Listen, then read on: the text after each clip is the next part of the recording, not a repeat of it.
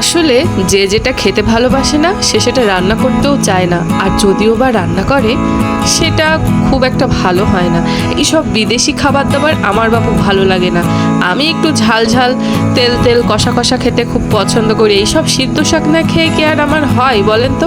তবু আজকে নিয়ে বসেছি।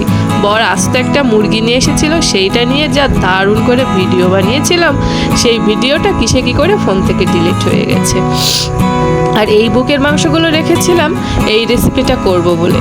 নমস্কার বন্ধুরা, আগেও একবার এই রেসিপিটা বানাবো বলে ফ্রিজের ভিতরে মাংস রেখে দিয়েও সেই মাংস আমি আর পরে খেতে পারিনি, গন্ধ হয়ে গিয়েছিল।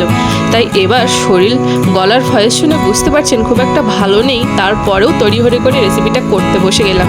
আর এই ভিডিওটা করতে যে আমার যে কী সর্বনাশ হয়েছে সেইটা ভিডিওর শেষেই বলবো, এখন আর বলতে ইচ্ছা করছে না। আপনারা রেসিপিটা দেখতে থাকুন। জানি না শাশুড়ি বাড়ি এসে কত কথাই না শোনাবে আমাকে সেই ক্ষতির জন্য। যাই হোক, কি আর করব, ইচ্ছা করে তো আর করিনি।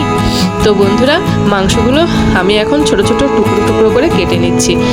আর কি বলবো, এই রেসিপিটা জীবনে প্রথম বানাচ্ছি। আমি খেয়েছি কিন্তু আমার কাছে একটুও ভালো লাগে না, কিন্তু বরের একটা কি না কি বিগিসিগি মনের আবদার যে একদিন একটু বানাও। আসলে আজকে আমি বানাচ্ছি মোমো। এই জিনিসটা আমার কাছে ভাল লাগে না, আমি বুঝি না, যতই কায়দা করে হোক না কেন আর বড় রেস্টুরেন্টে থেকেই খাই না কেন, এই রেসিপিটা আমার একদমই ভাল লাগে না।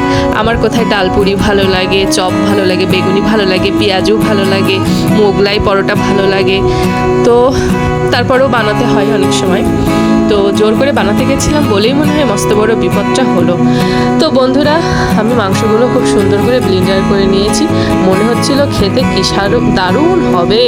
তো সত্যি কথা বলতে ভিডিওটা শেষ পর্যন্ত দেখার অনুরোধ করছি, দেখলেই বুঝতে পারবেন কিসে কি হয়েছিল আমার সাথে এই জীবনের প্রথম মোমো বানাতে। যে আমি আর জীবনে কখনো বানাবো না, আর আপনারা বানাতে পারেন, আপনারা যেহেতু পছন্দ করেন। তো আমি এরকম অনেকে বলে যে তোমার ভিডিও, তোমার রান্না, তুমি যদি এরকম করে বলো কেউ কি তাহলে তোমার ভিডিও আর দেখবে? আমি এখানে ব্যবসার পাশাপাশি মনের কিছু কথা বলতে এসেছি, যেটা সত্যি সেটা বলবো। তাই কে দেখলো না, কারোর ক্ষতি করে আমার কোনো লাভ নেই। আমার কাছে যেটা ভালো লেগেছে আমি সেটা বলেছি, যেটা প্রকৃত আমার মতামত সেটাই বলেছি।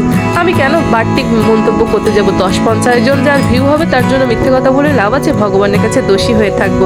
ও ভগবান, এদিকে তো সেই মাংসের মধ্যে সব মশলা দিয়ে ফেলাইছি, পেঁয়াজ রসুন সব বেটে নিয়েছিলাম, আদা দিয়েছিলাম, জিরে দিয়েছিলাম, গরম মশলার গুঁড়ো দিয়েছিলাম, টমেটো সস দিয়েছিলাম। সয়া সসের পরিমাণটা আমার বেশি হয়ে গেছে, তো সমস্যা নেই। ভালো করে মাংসটা এবার মাখিয়ে নিয়ে মেরিনেট করে রেখে দেবো। শুকনো ঝালের গুঁড়ো দিয়েছিলাম, চাইলে কাঁচা ঝাল দিতে পারেন। তো আমি শুকনো ঝাল দিয়ে সুন্দর করে মাখিয়ে নিয়েছি। অনেকে দেখছি কাঁচা মাংসের উপরে গরম তেল দিয়ে মশলা টশলা দিয়ে করছে, আমি না ওইটা রিস্ক নিইনি। একে তো আমার এটা পছন্দ না, তারপরে যদি কাঁচা মাংস গন্ধ বেরোয় তা আমার হয়তো পুরো মোমোর পাত্র ধরেই ফেলায় দিতে হবে, কেউ খাবে না।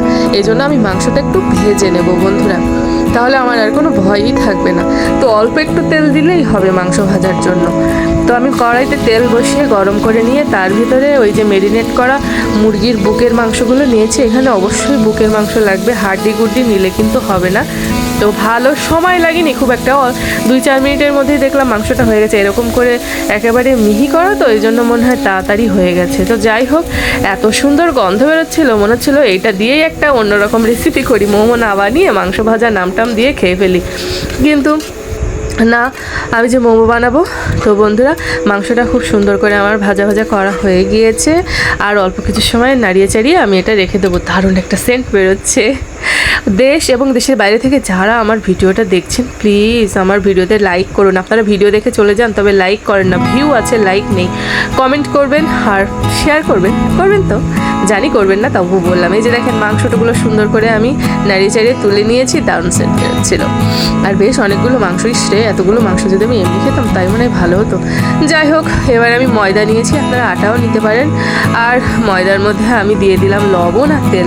লবণটা অফ ক্যামেরায় দিয়ে ফেলেছিলাম তাড়াহুড়ো করে, শরীরটা নেই ভালো, করতে ইচ্ছা করছে না ভিডিও, তারপরেও করলাম। যেহেতু আজ আমি এটা খাচ্ছি, আর কবে খাবো না খাবো তার ঠিক নেই, তো সেটা আপনাদেরকে একটু দেখিয়ে রাখলাম। খুবই কষ্ট হচ্ছিলো, উল্টোপাল্টা করে ফেলছি। জীবনে এরকম উল্টোপাল্টা আমি কখনো করিনি।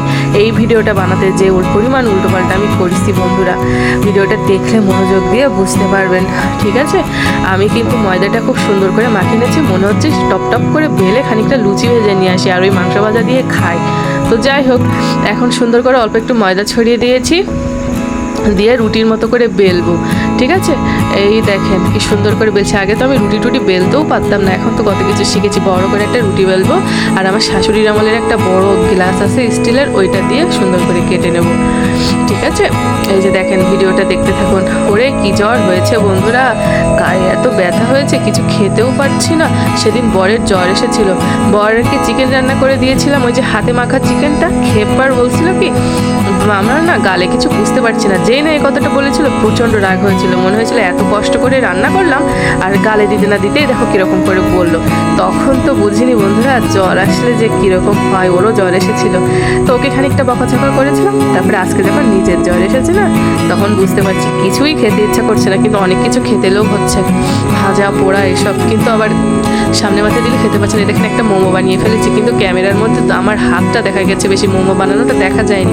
ইউটিউবে তো কত শত ভিডিও এখন মোমোর হচ্ছে, সেখান থেকে একটু দেখে নেবেন যদি কোনো দিন বানাতে চান। আর আমি যে মনে করি আপনারা সবাই এতদিনে মোমো বানানো শিখে গেছেন, আমি বরং বেশি একটা পারি না। তারপরেও ভেবেছিলাম দেখাবো, কিন্তু আসলে ক্যামেরাটা কিসে কি হয়ে গেছে বুঝতে পারিনি বন্ধুরা। তো যাই হোক, এভাবেই আমি ওই মোমোগুলো বানিয়ে নিচ্ছি। ওই লুচির মধ্যে ওই মোমো টমো দিয়ে কেমনটা শাড়ির কুচির মতন ভাজ দিয়ে দিয়ে আমি ওটা বানিয়ে নিচ্ছিলাম। খুবই সুন্দর হয়েছিল, মনে হচ্ছে পুলি পিঠা বানাচ্ছে। নাম কে বলেছে মোমো, এ তো একটা মাংসের পুলি পিঠা। তো যাই হোক, মোমো যখন নাম তখন মোমোই বলতে হবে, অন্য কিছু বললে তো আবার হবে না। তো বন্ধুরা, আমি এগুলো সব বানিয়ে নিয়েছি। এবার রাইস কুকারে আমি জল বসিয়ে, রাইস কুকারে যে সাদা মতো ঢাকনিটা আছে না, ওইটা দিয়ে আমি মানে 15 মিনিট মতো লেগেছে আমার সবগুলো কুক হতে। তো আমি সেই 15 মিনিট ধরে দিন করে শুধু এঘর আর ওঘর করেছি, কেননা কী জানি কি হবে। এতগুলো মাংস খাই করলে বর আমার একেবারে আস্ত রাখবে না। একে তো হয়েছে জ্বর, গালে নেই রুচি, উল্টোপাল্টা খাওয়ালে আজকে আমার বহুত শেষে দেবে একদম। তো বন্ধুরা, এই যে দেখেন 10 মিনিট পরে আমি যখন মোমোটা এই খুললাম, তখন দেখি এই যে দেখেন এরকম দেখতে হয়েছে, মনে হচ্ছে দোকান থেকে এনেছি। দারুণ একটা গন্ধ বেরোচ্ছে, কিন্তু সত্যি কথা বলতে টমেটো সস দিয়ে ছাড়া এমনি এমনি খেতে একটুও ভালো লাগেনি। আর এর সাথে দেখলাম অনেক বিগিশিগি সস অনেকে করছে, আমি আর তা পারলাম না। টমেটো সস দিয়ে খেলাম, মোটামুটি ভালো লেগেছে। আর কী দুর্ঘটনা ঘটেছিল, ওই যে প্রথমে যেটার উপরে আমি বেলুন চাকির যে রুটি বেলছিলাম না, ওইটা আমার হাত থেকে পড়ে ভিডিও শেষে যখন আমি হাত ধুতে গেছি, ঠপাস করে পড়ে ঠপাস করে ভেঙে গেছে বন্ধুরা। কী আর বলবো, জানি না শাশুড়ি এসে কী বলবে আমাকে। তো ভালো থাকেন সবাই, টাটা। চ্যানেলটি সাবস্ক্রাইব করতে ভুলবেন না, লাইক কমেন্ট শেয়ার করে ভিডিওটি সবার মাঝে ছড়িয়ে দেবেন। কেমন লাগলো আজকের ভিডিও অবশ্যই কমেন্ট করে জানাতে ভুলবেন না। সবাই আমার জন্য একটু প্রার্থনা করবেন।